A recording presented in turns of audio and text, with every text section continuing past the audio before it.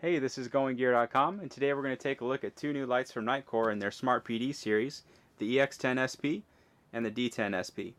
Now the EX10 takes CR123 batteries, and the D10 takes AA batteries, but they both have the same interface. So we're going to use the D10 to show you how these things operate. But first we're going to go and open it up so you can see what it looks like on the inside.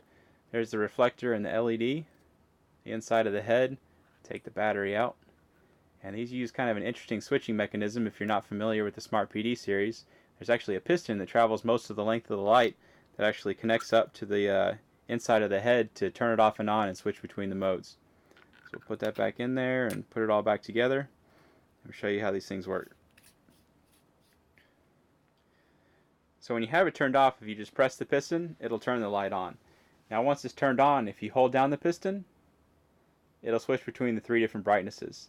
And anywhere in there you see one you like, you just let go and it's set to that brightness. Now when you have it turned on, you also have access to strobe and SOS.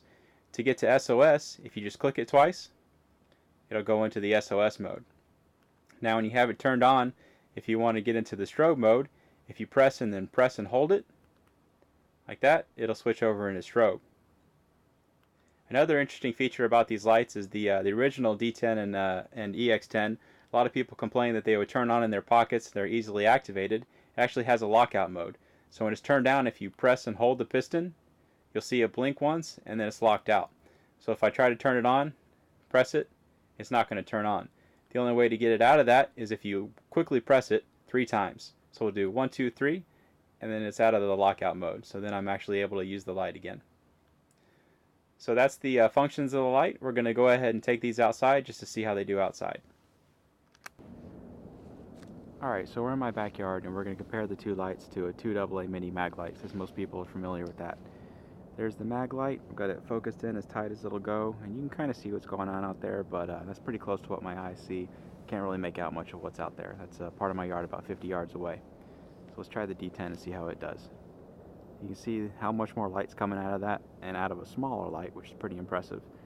It's just the newer technology, that higher quality LED instead of that old incandescent bulb that the mag light's using. So there's the highest brightness. We'll hold it down and switch between the 3 different brightnesses. The lowest one, of course, you can't really make out a whole lot, but it's not really meant to light things up far away. So let's try the EX10, see how it does. And we'll switch between the 3 different brightnesses. And you can see it's got a similar amount of light as the D10 SP.